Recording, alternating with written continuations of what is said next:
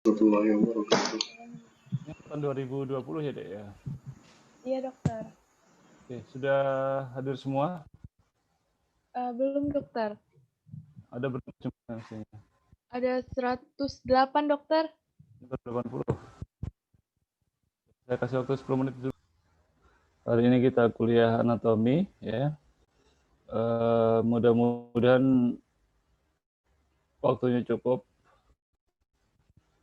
karena setengah 10 harus, atau setengah 10 lebih harus keluar, harus stop acara. Nanti kalau memang tidak, ini kita utamakan untuk yang saluran nafas bagian atas dulu. Nanti kalau sudah waktunya sampai setengah 10 tidak cukup, maka yang saluran nafas bagian bawah sesuai jadwal nanti hari Senin ya, mestinya ya. Benar, Dok. Ya, mulai saja ya, saya share screen.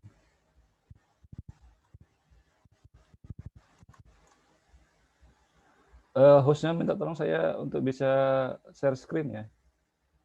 Sudah, Dok. Silahkan, Dok. Oke.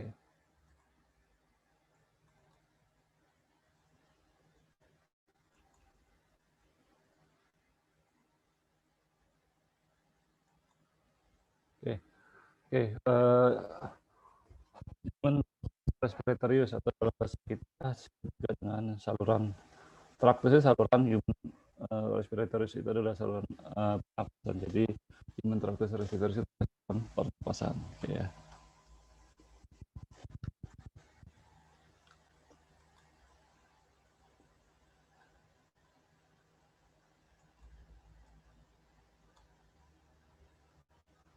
Kemudian outline presentasi saya, pertama overview tentang respirasi manusia, lalu kedua adalah anatomi dan fungsi traktus respiratorius bagian atas, kemudian yang kedua anatomi dan fungsi traktus respiratorius bagian bawah. Adik-adik sekalian, kita tahu bahwasannya itu bisa hidup agar dia bisa berfungsi atau menjalankan kehidupannya, bisa bergerak, bisa melakukan aktivitas, itu karena ada energi. Nah, energi itu dihasilkan di dalam setiap sel yang ada di dalam tubuh kita. Apakah sel-sel yang ada di tangan, sel-sel tubuh, kemudian ada sel-sel di jantung, ada sel-sel di otak yang kemudian bisa memfungsikan otak untuk memerintahkan kepada seluruh tubuh untuk bekerja. Kalau perintahnya otak hanya bisa memerintah, tapi kemudian sel-sel tubuh tidak terpasok, tidak mendapatkan energi, tidak bisa memproduksi energi, maka perintah yang diberikan oleh otak pun tidak akan bisa berjalan. Nah, apa yang dibutuhkan tubuh ataupun sel-sel tubuh kita untuk bisa bisa menghasilkan energi adalah dia harus melakukan metabolisme sel. Dan metabolisme sel yang utama itu yang pertama adalah oksigen, ya, dan yang kedua adalah glukosa. Makanya dua bahan ini penting agar bisa melakukan metabolismenya, ya. Yang pertama oksigen itu tentu dari pernapasan kita, dari fungsi pernapasan kita, sedangkan glukosa atau zat gula dalam bahasa Indonesianya itu disuplai melalui kita makan, ya. Jadi kalau ada yang mendengar zat gula ataupun kemudian mendengar kata-kata misalnya karbohidrat, itu sama. Jadi zat gula itu jangan dibayangkan bahwasanya ya kayak gula waktu kita bikin teh ataupun gula waktu kita bikin kopi. Itu karbohidrat. Nah, sel tubuh kita itu bisa memproduksi energi kalau dia mendapatkan cukup oksigen dan cukup glukosa, ya, tentu dengan enzim-enzim yang memang diproduksi oleh tubuh. Nah, kita berbicara tentang yang mensuplai oksigen. Nah, di blok 2 ini kita membahas sistem pernapasan, terutama adalah pernapas dalam konteks bahwasanya ini adalah dalam kondisi yang normal, ya. Nah, sistem pernapasan kita itu ada berapa fungsi ya. Pada sistem respirasi kita, fungsi respirasi kita itu dibagi menjadi 4 ini. Ya, 4 cara kerjanya. Yaitu, pertama adalah ventilasi. Ventilasi itu adalah keluar masuknya ya, ventilasi, difusi, transportasi dan perfusi ya. Ini sistem respirasi kita ya. Maaf dok, Ya, apa? suara dokter terdengar agak putus-putus dokter sesekali. Oh gitu. Iya. Oke, ya di mana ya? Ya saya pindah aja kalau gitu ya. Oke, jelas sudah ya. Oke, Sudah, dokter. sudah ya. Oke, saya ulangi dari awal aja. Jadi respirasi kita itu, sistem respirasi itu dibagi menjadi cara kerjanya itu dibagi menjadi 2, yaitu ventilasi, transportasi dan perfusi. Jadi kalau ada nanti ditanya apa fungsi respirasi itu ada berapa, maka kalian harus menjawab 4 ini ya. Ventilasi, difusi, transportasi dan perfusi. Apa artinya? Jelas ya suaranya ya? Halo? Jelas dok. Jelas, dokter. Oke. Apa yang dimaksud dengan ventilasi? Itu adalah masuknya udara dari luar tubuh kita itu sampai ke dalam alveolus atau dalam paru kita ya. Berarti dia kira-kira melewati dari hidung, kemudian faring, laring, trakea, bronkus primer, bronkus sekunder, bronkus tersier, baru kemudian kepada bronkus terminalis hingga kemudian masuk ke dalam alveolus. Itu yang disebut dengan ventilasi ya. Sampai di alveolus. Nah, ventilasi itu ada 2, yaitu into atau memasukkan udara disebut dengan apa? Kalau memasukkan udara disebut dengan inspirasi. Nah, kalau mengeluarkan disebut ekspirasi. Jadi kita menghirup udara, ini inspirasi, kalau mengeluarkan itu disebut dengan ekspirasi. Nah, kemudian fungsi kedua dari respirasi adalah difusi. Jadi setelah udara itu sampai di alveolus, maka terjadi pertukaran antara oksigen yang ada dalam alveolus, dia masuk ke dalam kapiler-kapiler yang ada di sekitar alveolus ya. Kemudian bertukar dengan karbon dioksida atau CO2 yang ada di kapiler itu untuk berpindah masuk ke dalam alveolus. Nah, oksigen yang karbon dioksida yang kumpul alveolus itu akan dikeluarkan ke udara luar ketika kita melakukan ekspirasi ya. Ketika inspirasi kita seakan oksigen, sedangkan ketika ekspirasi kita mengeluarkan CO2-nya atau karbon dioksidnya. Nah, itu sampai difusi. Lalu ketika oksigen sudah berada di dalam pembuluh darah, maka oleh sistem pembuluh darah kita yang dipompa oleh jantung, itu oksigen diantar ke seluruh tubuh, ya, ke dalam sel dan jaringan yang ada dalam tubuh. Ya, itu nanti fungsinya dibahas di blok 3 terkait dengan jantung dan sistem pembuluh darahnya. Nah, selanjutnya kita sampai di perbatasan antar sel tubuh dengan pembuluh-pembuluh darah kecil yang disebut kapiler itu, maka mirip terjadi seperti difusi, tapi bukan di alveolus.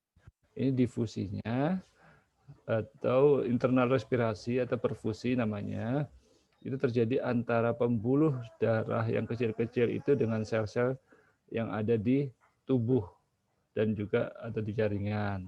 Jadi oksigennya dipindah ke dalam sel tubuh, kemudian karbon dioksida hasil limbah dari metabolisme sel itu kemudian berpindah ke dalam pembuluh darah. Itu sebenarnya internal respirasi atau perfusi. Sampai di sini paham ya? Halo? Paham, dokter. Paham ya? Dokter. Oke. Paham, dokter. Jadi ketika kita bernafas atau respirasi itu ada 4 itu yang berjalan di tubuh kita. Nah ini kira-kira begini ya. Jadi kalau adik-adik melihat ini, jadi ini nafas kita, breathing. Ketika ventilasi, yaitu oksigennya dimasukkan melalui saluran nafas dari hidung kita sampai kemudian ke dalam alveolus ini, ya. Ini alveolusnya. Kemudian pada saat kemudian alveolus ini terjadi difusi, ya udara oksigennya masuk ke dalam alveolus kecil ini, dan di sekitar alveolus ada pembuluh darah. Kemudian pembuluh darah ini adalah arteriol namanya karena kaya dengan oksigen. Di sini arteri warna merah ini ya masuk ke dalam jantung. Dari jantung masuknya di atrium kiri ya. Ini sudah masuk. Jadi ketika dia sudah masuk dalam pembuluh darah ini sudah masuk ke dalam fase transportasi. Jadi ketika ventilasi itu masih ketika proses bernafas ya. Inspirasi ekspirasi breathing ini pada breathing ini ya. Inspirasi, kemudian difusi antara alveolus dengan pembuluh darah ini terjadi pertukaran. Ya, ini saya tunjuk pakai panah difusinya. Kemudian dari situ oksigennya sudah ada di dalam pembuluh darah, dia oleh vena pulmonalis dia masuk ke dalam atrium kiri. Dari atrium kiri turun di jantung ini ya. Di jantung turun ke atrium kiri, turun ke dalam ventrikel kiri. Ventrikel kiri dipompa keluar, ini adalah aorta, dan pompaannya ini mengakibatkan darah yang mengandung oksigen itu dipompa ke seluruh tubuh sehingga ke dalam sel-sel jaringan. Ya. Proses ini yang merah-merah ini dan juga ini adalah proses yang disebut dengan proses transportasi. Ya. Nah di dalam sel-sel jaringan itu terjadi pertukaran yang disebut dengan perfusi tadi. O2 tadi yang masuk tinggi melalui proses difusi, dia masuk ke dalam sel-sel jaringan, sel-sel tubuh. O2-nya, sedangkan oksigennya, CO2-nya hasil dari metabolisme dalam tubuh ini, dalam sel-sel tubuh ini dia dipindah ke dalam pembuluh darahnya, sehingga karbon dioksidanya penuh dalam pembuluh darah, dia dibawa ke jantung. Nah, yang warna biru ini disebut dengan vena, karena dia banyak mengandung karbon dioksida, ya. Sedangkan yang warna merah ini disebut arteri. Jadi pembuluh darah kita nanti kamu akan mengenal adanya istilah arteri dan vena. Arteri banyak mengandung, vena dia mengandung karbon dioksida atau CO2, ya. Nah, CO2 seperti itu. Ini adalah cara tubuh kita menyediakan oksigen bagi sel-sel tubuh ini untuk melakukan metabolisme. Kalau metabolisme di mana oksigen dan glukosanya juga terpenuhi, maka tubuh kita bisa beraktivitas. Ya, itu. Sampai di sini bisa dipahami ya? Permisi dokter, Ya, apa? izin bertanya. Saya Anin. Selama ini kan kita tahunya kalau misalnya di sistem di bagian vena itu kan semuanya karbon dioksida ya. Ya. Nah di sini di gambar ada tulisan O2-nya masih kurang dari 40% untuk Betul. oksigen tersebut. Kenapa ya dokter enggak masuk ke dalam seluruh sel? Mungkin sekian, terima kasih dokter. Ya, memang tidak semuanya masuk ke dalam sel. Jadi bukan berarti kalau sudah di vena itu semua CO2 enggak. Dia tetap ada karbon, tetap ada oksigennya juga. Bahkan pun di arteri itu pun juga masih ada CO2-nya. Masih ada. Karena tidak semua akan dilepaskan ke dalam sel. Ingat bahwasanya ada oksigen yang bebas yang tidak terikat oleh sel darah merah. Apa yuk? Hemoglobinnya. Nah, itu yang kemudian dia masih ada. Kemudian juga karbon dioksida juga ada yang tidak berikatan, sehingga tidak semua dilepas. Karena memang begitu sistemnya menjaga. Jadi tidak berarti kemudian kalau sudah vena itu pasti tidak ada O2 atau di arteri pasti tidak ada CO2. Enggak, tetap ada, ya. Tetap ada. Danin? Baik dokter, terima Oke. kasih. Oke.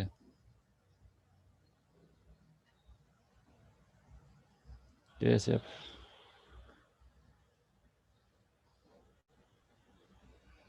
Oke, lanjut. Kemudian, nah ini sama aja ya. Ini kalau kita digambarkannya tadi itu, maka kita berbicara tentang saluran nafas bagian saluran kita itu yang kita kalau saya berbicara tentang ventilasi saja. Berbicara, mungkin nanti sampai difusi, tapi difusi itu mungkin nanti dibahasnya nanti. Hari ini kita berbicara tentang anatomi dan fungsinya saja. Nah, udara masuk lewat ini, udara di luar ini masuk lewat hidung, masuk ke dalam vestibulum ya atau nostril, apa namanya di sini kafumnasinya itu, kemudian dia masuk melalui celah-celah di antara kongka ini ya, ini kongka superior, medius, inferior. Di sinilah di kongka ini, di kongka nasalis ini itu banyak pembuluh-pembuluh darah, sehingga banyak pembuluh darah ini menghangatkan udara yang masuk. Kemudian udara yang sudah dihangatkan itu masuk ke belakang, masuk ke dalam daerah nasofaring. Naso itu hidung, jadi ini faring yang dekat hidung, kemudian masuk ke daerah orofaring, faring yang dekat dengan oral atau mulut, baru kemudian dia masuk ke dalam laring, di sini kecil laring, ya. Laring perbatasan epiglotis, ketika kita bernafas dia terbuka masuk, ya. Ketika orang menelan makanan, maka epiglotis akan menutup saluran nafas sehingga makanan masuk ke dalam apa namanya, ke dalam oesophagus ya, itu bedanya. Ini trakea ya. Trakea, kalau kamu ingin meraba trakea ya, yang daerah paling gampang adalah daerah sini. Di daerah cekungan leher kalian itu ya. Coba kalian nunduk ya. Nunduk terus kemudian coba pakai jari tangan kalian tekan ke dalam ya. Kalau ada rasa kepingin muntah ya itulah trakeanya ya. Ada rasa, dan kamu meraba itu seperti ada cincin-cincin yang terpisah itu. Raba ke atas ke bawah itu ada seperti cincin-cincin, itu trakea ya.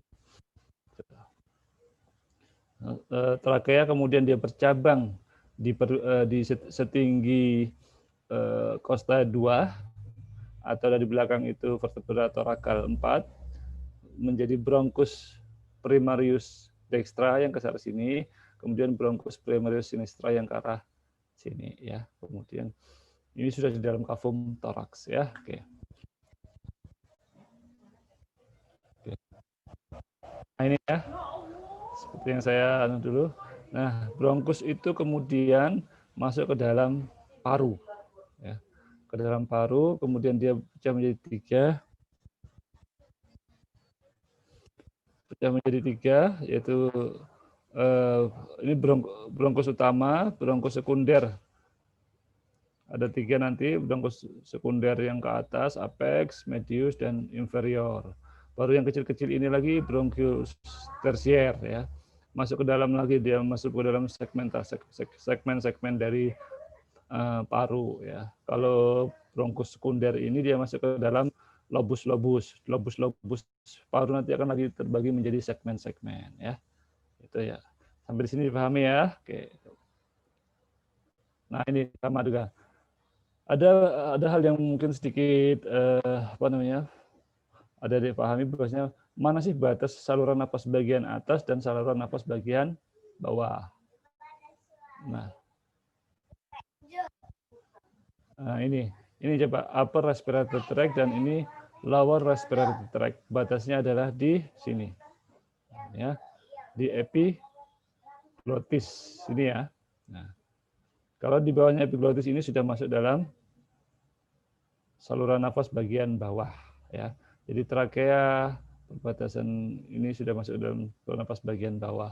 Sedangkan yang bagian ini adalah bagian saluran nafas di atasnya epiglotis, itu adalah saluran nafas bagian atas. Sehingga kalau kita di sini, maka saluran nafas bagian atas itu adalah hidung, kafumnasi, ya, kemudian faring dengan nasofaring, orofaring, dan laringofaring, dan kemudian laring di sini ya, perbatasannya di laring sini ya.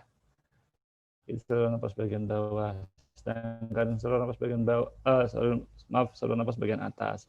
Sedangkan saluran napas bagian bawah itu adalah laring, trakea, bronkus kanan dan bronkus kiri sampai kemudian ke dalam bronkoides terminalis dan parunya ya.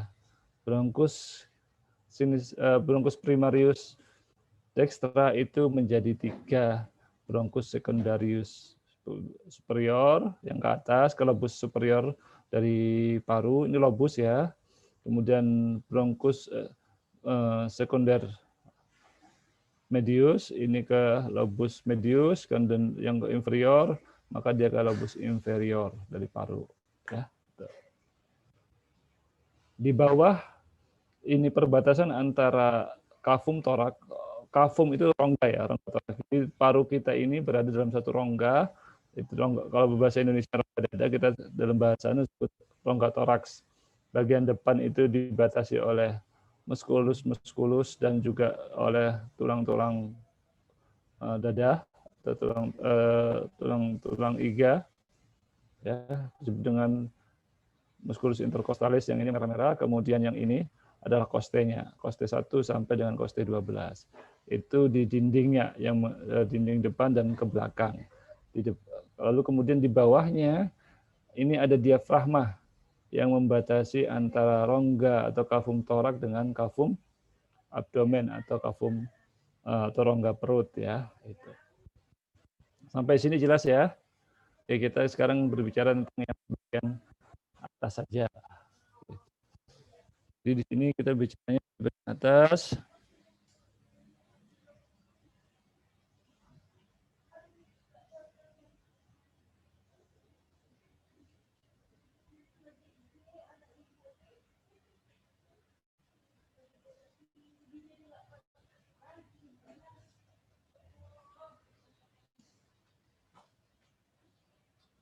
Sebentar ya.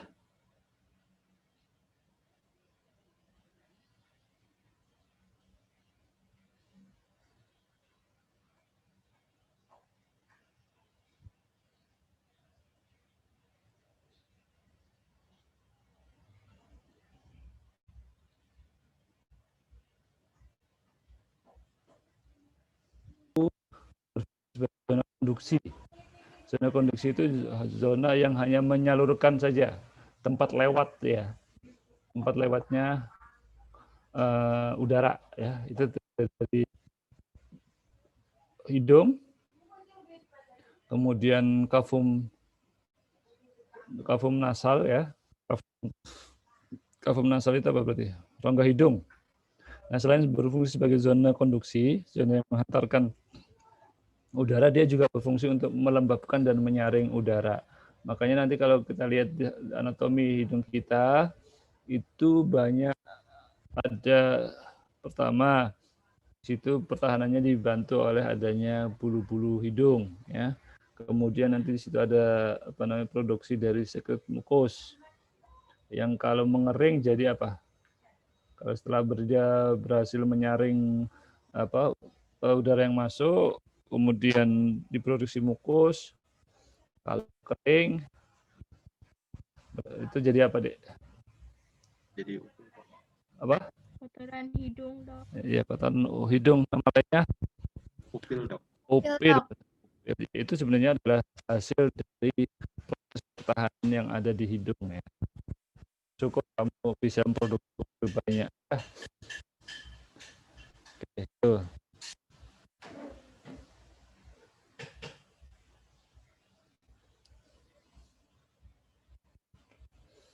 Oke, lalu kemudian setelah kafum nasal atau ya dia turun ke bawah jadi faring di belakang gitu, kemudian laring serta nanti trakea mungkin nanti ya. Oke, hidung. Nah, di ini selain untuk melembabkan air juga melakukan filtrasi atau udara yang masuk. Kemudian dia juga berfungsi sebagai resonating chamber untuk berbicara. Apa sih resonating chamber? Jangan lupa bahwasanya di sekitar hidung kita itu ada yang disebut dengan sinus paranasalis. sinus itu adalah rongga-rongga yang dibentuk oleh tulang-tulang tengkorak kita, ya, yang ada di sekitar hidung kita. Para itu sekitar, nasal itu hidung. Jadi rongga-rongga hidung sekitar rongga-rongga di sekitar hidung kita. Ya, ada sinus frontalis, sphenoidalis, ethmoidalis, dan maxillaris. Dia berfungsi menghangatkan dan juga membantu untuk menghangatkan dan menembupkan udara, juga berfungsi untuk ketika kita berbicara, ya. Ketika kita berbicara itu dia membantu untuk melakukan resonansi suara. Kan ingat bahwasanya salah satu proses ketika berbicara adalah dari udara yang kita bentukan dari salah satu udara, ya, yang kita hirup, ya, itu. Oke, itu Pak, hidung dan sinus. Nah, ini ya. Nah, ini kalau hidung bagian luar, ini yang di atas ini disebut dorsum nasi, ya. Dorsum nasi. Kemudian yang di ujung ini disebut dengan ala nasi, sedangkan yang lubangnya itu disebut nares atau nostril, ya. Nah, di sini. Ini ala nasinya. Kemudian ini disebut dengan di daerah ini disebut dengan septum nasi. Septum nasi itu tembus sampai ke belakang, ya. Sedangkan di bagian atas ini juga disebut dengan dorsum nasi. Nah, hidung kita itu dibentuk oleh kartilago, terutama ujung hidung ini, ya, yang disebut dengan kartilago. Sedangkan di bagian ini memang dibentuk oleh tulang sejati. Kartilago itu tulang rawan maksudnya, Dek, ya. Nah, ini tulang hidung kita. Ini bagian dari tulang tengkorak kepala kita atau kranium kita. Sedangkan yang ujung ini dibentuk oleh tulang-tulang kartilago, ya. Ini ada septum nasi, ini lateral, bagian lateral, ini bagian tengahnya, kemudian ini di bagian bawah dengan ala nasi. Septum murni di bagian depan dibentuk oleh tulang kartilago, tulang rawan yang bagian ala nasi. Kecuali di belakang ini dibentuk oleh tulang tengkorak yang kita, ya. Sampai sini dipahami, Dek, ya? Halo? Paham, dokter. Paham, dokter. Oke, sebentar, saya ada laporan dulu. Lagunya, kemudian ininya, kemudian di luar ini adalah skin, ini disebut ala nasi, ya. Bagian depan, sedangkan lubang disebut dengan nostril atau ini adalah ala nasi, bagian hidung yang di sininya. Ini ala nasi, kemudian ini septum nasi, ini nostril atau nares, ya. Kemudian ini adalah dorsum nasi. Nah, dibentuk oleh apa saja? Kalau dorsum nasi di bagian pangkalnya ini dibentuk oleh tulang sejati, yaitu os itu tulang sejati, ya. Os nasi, kemudian septumnya, ya. Kemudian juga ini septum ala nasinya di sini, ya. Oke. Nah, ini ya kira-kira mungkin. Nah, kemudian ini adalah saya tadi sebutkan bahwasanya di sekitar hidung kita itu di dalam rongga-rongga tengkorak itu ada sinus. Inilah sinus-sinusnya, ya. Jadi kalau orang sering bilang saya lagi kena sinusitis, berarti rongga-rongga di sekitar hidung ini terisi mengalami radang, mengalami itis, ya. Sini ada sinus maxillaris, ya. Ini sinus frontalis misalnya besar ini, ya. Nanti kalau kita melakukan pemeriksaan fisik saluran nafas, maka kita juga harus melakukan pemeriksaan terhadap kondisi sinus paranasalis ini, ya, dengan melakukan transiluminasi, pemeriksaan dengan menggunakan senter, ya. Sampai di sini mengerti, ya? Jadi ini hidung, kemudian di sekitarnya ada rongga-rongga di dalam tengkoraknya. Tengkorak kita ini kalau kita memegang pipi kita, di dalam tonjolan pipi kanan kiri kita itu, di dalam situlah ada sinus maksilarisnya. Sedangkan di atas dahi sini kita akan bisa di dalamnya itu ada rongga disebut dengan os frontalisnya ya. Nah ini dia. Hubungannya gimana? Nah ini dia hubungannya ya. Septumnya ada dindingnya ini, kemudian sini ada lubang ke arah sinus maksilaris. Nah, ini sinus adalah lubang yang membentuk ruang berisikan udara di sekitar tulang hidung. Pus yang dihasilkan dari sinus mengalir ke rongga hidung. Jadi dia produksi juga sebagai membantu menghangatkan dan juga memfiltrasi udara yang masuk ya. Itu.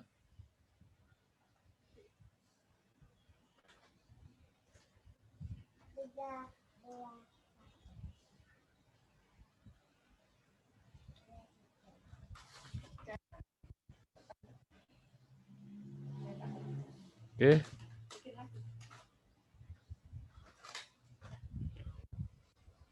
Oke, kemudian lanjut ke sini. Ya, ini tentunya yang tadi.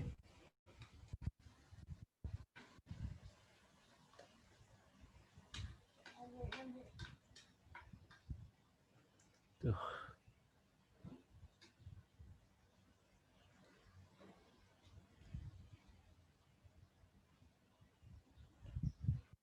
Oke, sama ya. Jadi ini sinusnya, ini sinus frontalis berarti, kemudian di belakang sini ada sinus. Ini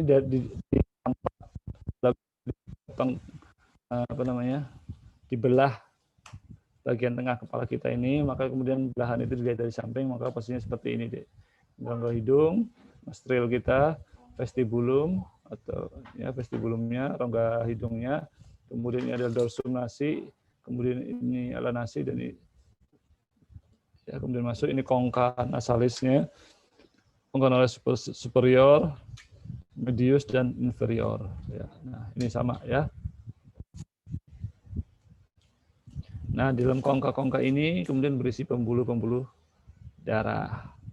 Dan juga ingat tadi saya jelaskan bahwa di hidung itu selain fungsinya untuk sebagai conducting zone atau zona untuk menghantarkan udara, di sana juga ada untuk pembauan. Pembauan itu nanti di belakang dari hidung itu ada yang disebut dengan bulbus olfactorius, tempat di mana serabut-serabut saraf nervus olfactorius atau saraf olfactorius itu berada, ujung-ujung sarafnya di situ.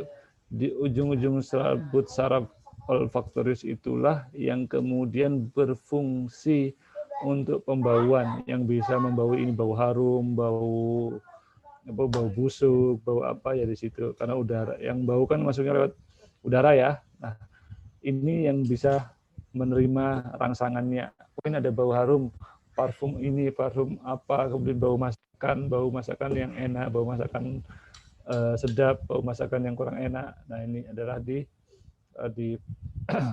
zona dari bulbus olfactorius itu ya, yang banyak selabut sarafnya. Sampai di sini dipahami, Dek?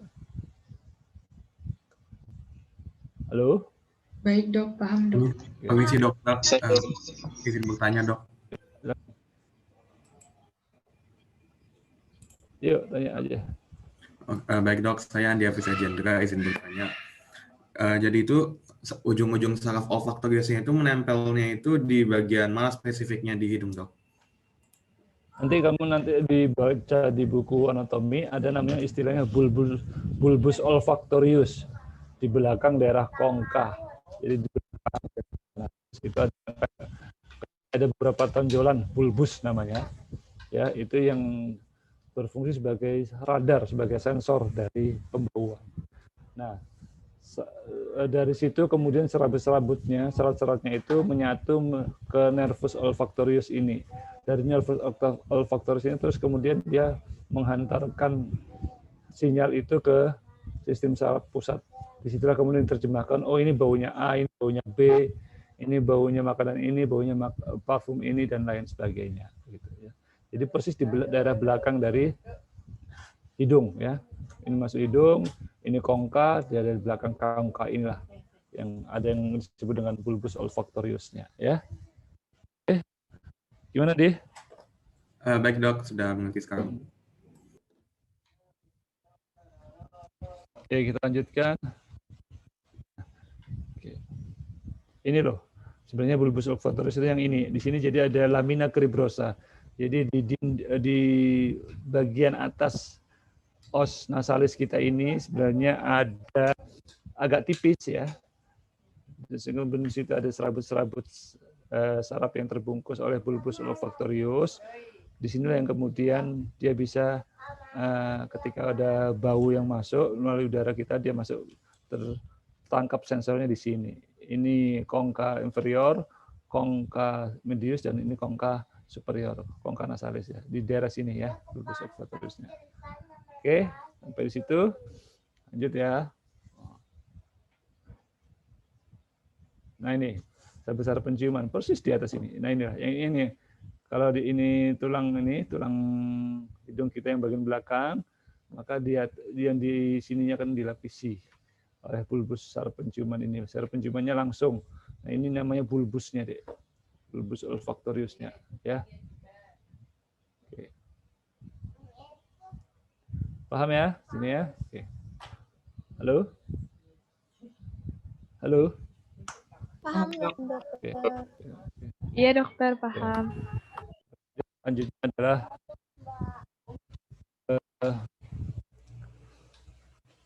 setelah hidung kita masuk ke belakang lagi, ke belakang bawah maksudnya, itu adalah faring dan laring ya.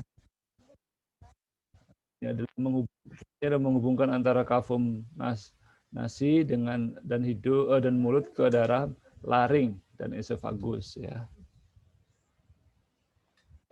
Jadi ini faring ini adalah tempat yang umum untuk lewatnya makanan dan udara. Faring dibagi menjadi 3 tadi ya. Nasofaring berarti faring yang mendekati arah nasal. Kemudian orofaring berarti faring yang dekat dengan mulut. Orofaring, oris ya. Kemudian faring yang dekat dengan laring disebut dengan laryngofaring. Oke. Nah ini ya. Ini adalah nasofaring. Ingat di sini kemudian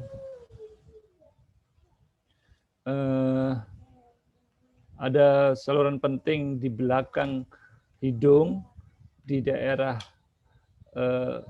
nasofaring yang ini menghubungkan ke telinga bagian tengah ya. Disebut dengan tuba Eustachius ya. Yang lubang ini.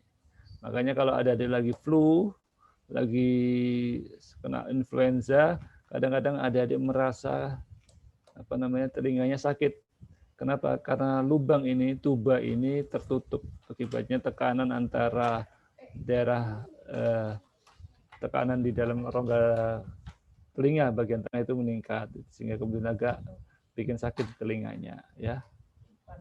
Karena tuba Eustachiusnya itu tertutup, ya. Itu.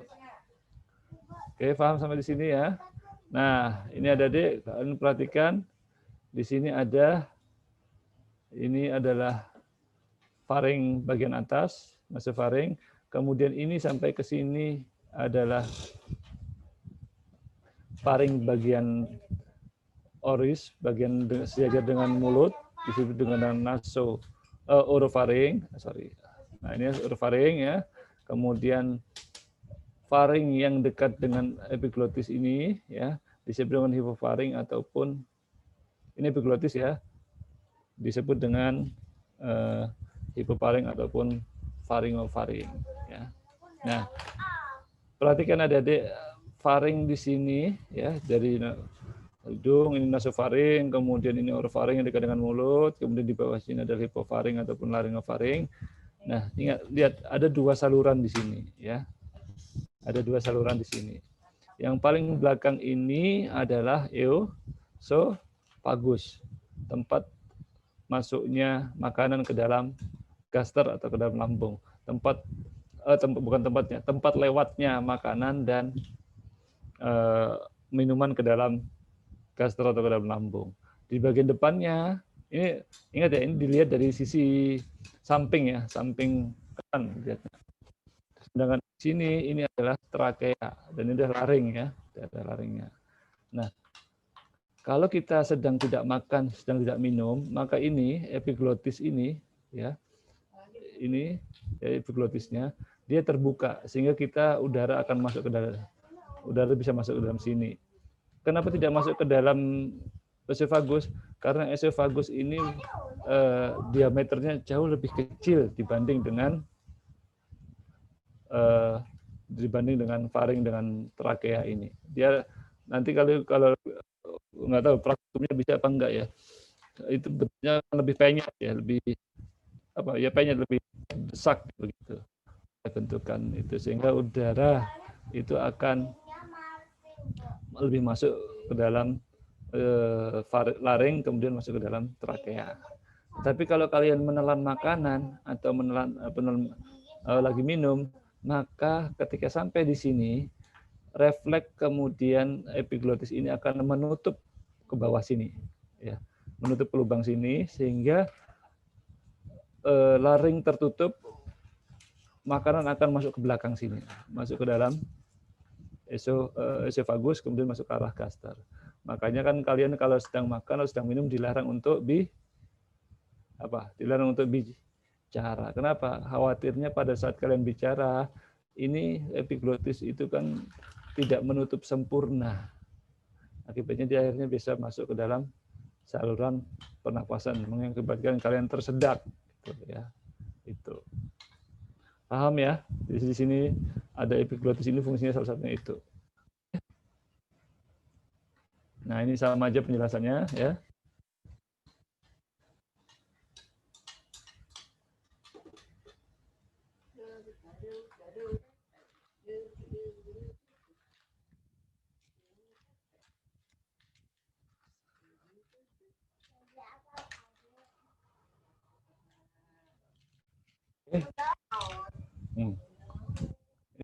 Otot yang membentuk faring dilihat dari belakang ya. Banyak otot-ototnya ini.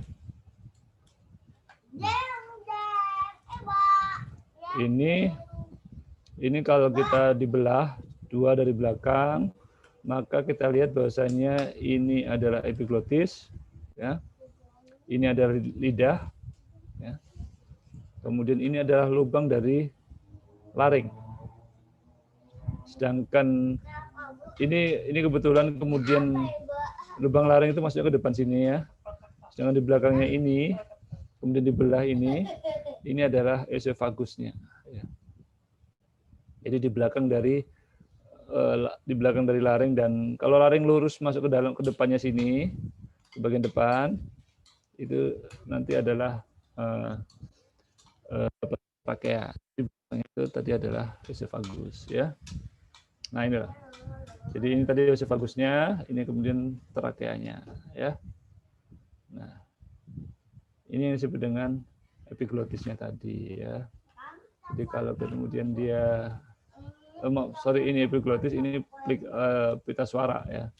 Jadi kalau kita sedang makan, maka dia akan menutup, ini trakea deh. Jadi, dia akan menutup lubang ini. Ya. Jadi ketika kita makan, menelan, maka epiglotis akan menutup lubang ini sehingga kemudian menutup lubang ini ya. Nah, sehingga kemudian makanan itu masuk ke lubang belakang ini. Yang kecil itu, ya. Bisa dibayangkan ya? Halo? Bisa, Dok. Bisa ya? Oke. Nah, ini kira-kira kalau kemudian laring yang kita buka, maka di sini kalau dari depan, kalau kalian yang pegang itu, kalau yang cowok pegang itu, maka yang menonjol itu adalah ini, tulang ini. Osioid ini, Dek, yang kalian pegang. Bukan osioid. Osioid itu ada perbatasan di atas sini. Perbatasan antara, kalau gampangnya itu ke leher paling atas yang menekuk ke depan. Di sini ini adalah kamu pegang, ada osioid. Sedangkan yang kalau cowok yang menonjol itu ya ini tadi. Adam's apple itu yang ini dibentuk oleh kartilago tiroid ya.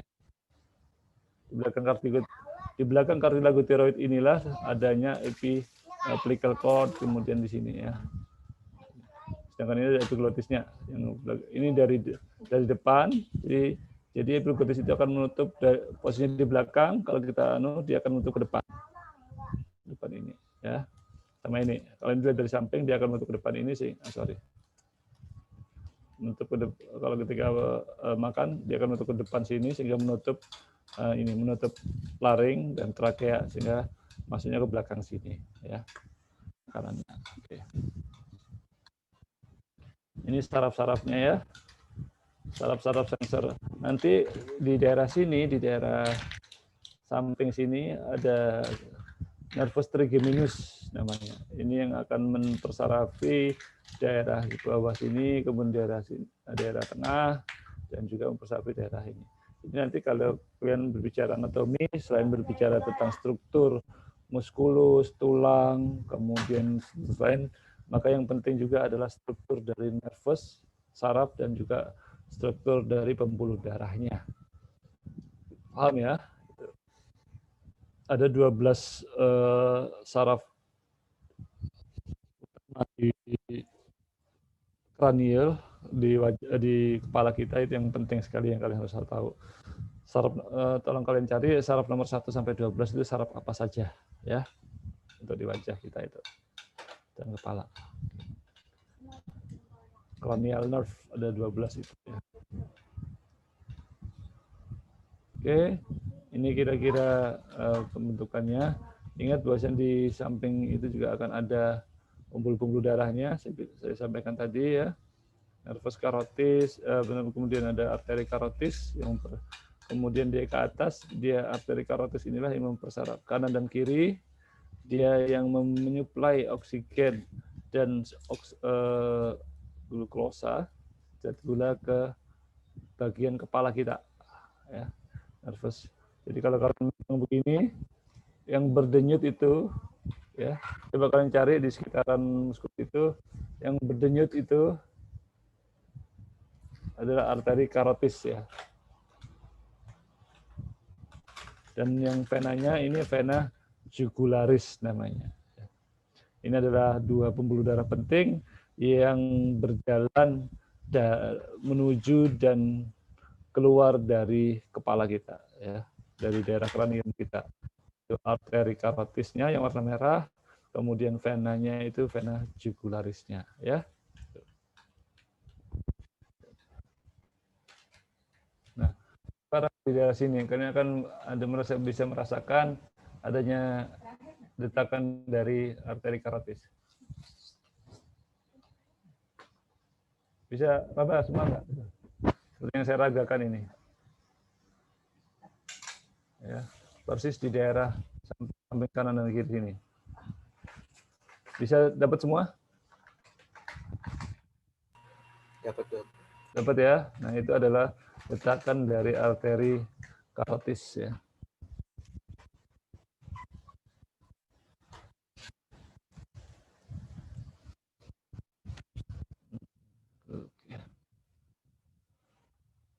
Nah, kira-kira kayaknya hari ini sampai di sini dulu ya. Untuk lower tractus respiratorius mulai trakea mungkin Senin aja ya. Sesuai jadwal ya, Senin kan? Iya, Dok. Oke.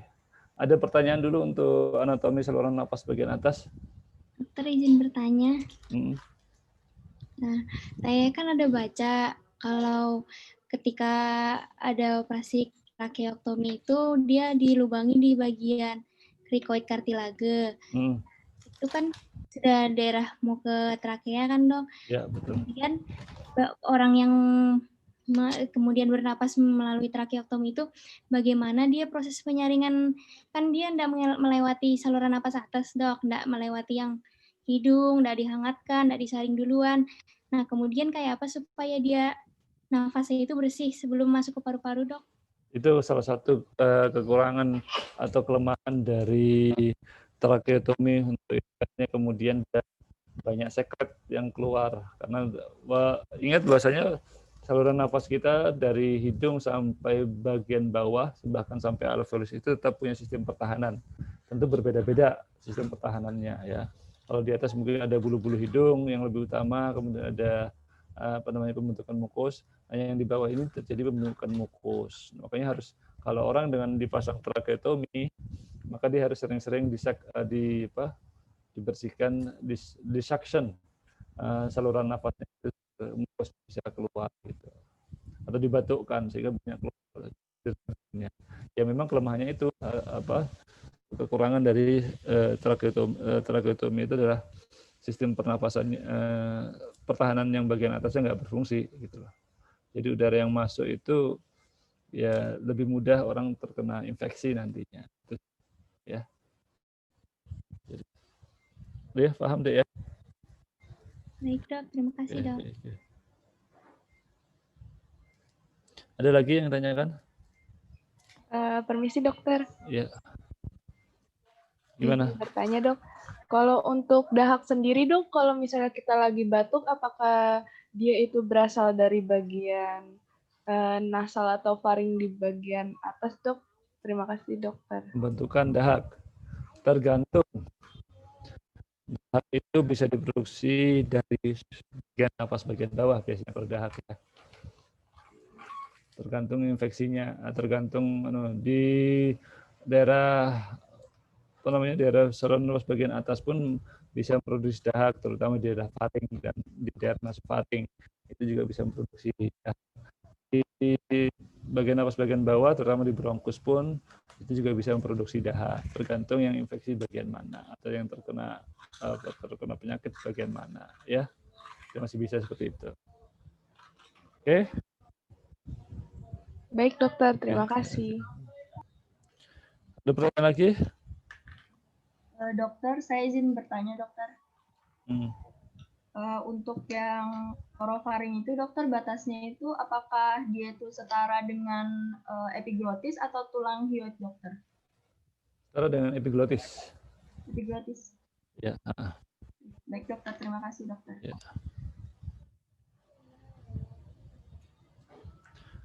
Cukup ya? Ada pertanyaan lagi?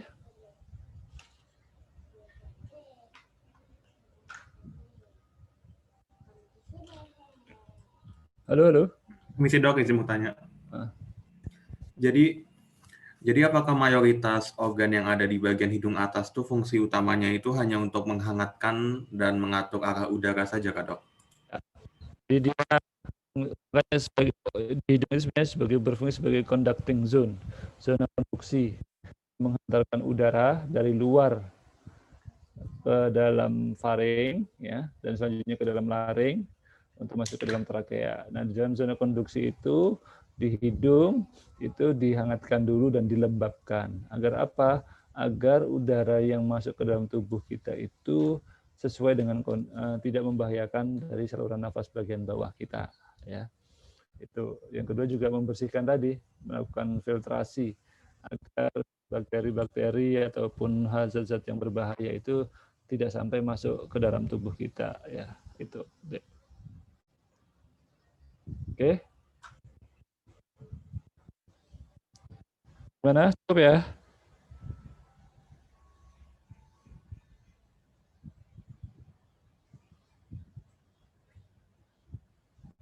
Halo. Iya dok.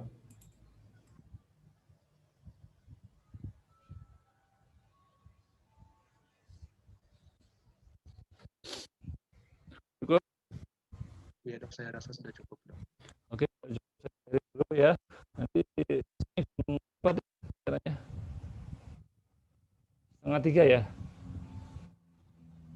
Untuk plenonya. Iya dok. Dokter Vera bisa enggak? Saya rencananya baru mau konfirmasi ke dokter Vera setelah ini dok. Tapi kata dokter Vera, kalaupun beliau nggak bisa tetap dilaksanakan aja. Nanti moderatornya dari kami.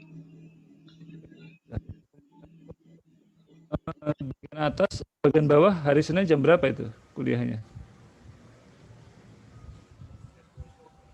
Senin, sebentar saya izin buka dulu dok. Sepertinya jadwalnya pagi juga jam 8. Enggak, itu kuliah pengantar itu, Dek.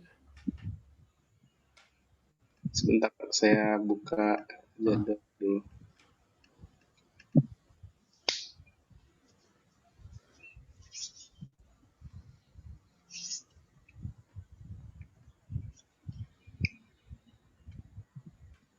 Untuk sistem respirasi bawah, untuk anatominya atau yang mana dokter? Untuk anatomi. Kuliah pengantar kan pagi.